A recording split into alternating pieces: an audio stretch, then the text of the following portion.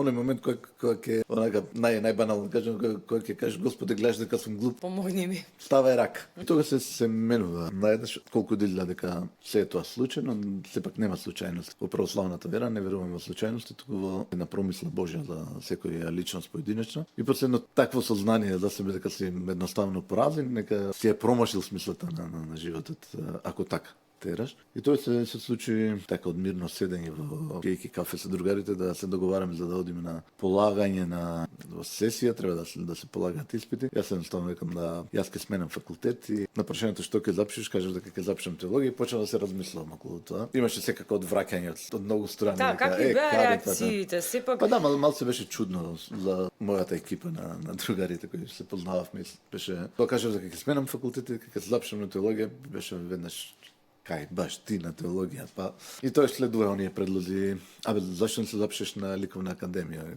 Не би сакал тоа, викам сепак не сум толку спремен за таму да, па тоа беше идејата ти си за на драмски. Меѓутоа станав свесен дека нема да пропадне театарот без мене во Ресен, затоа што не ни има. И одлучив да се запишам на теолошкиот факултет на вистина.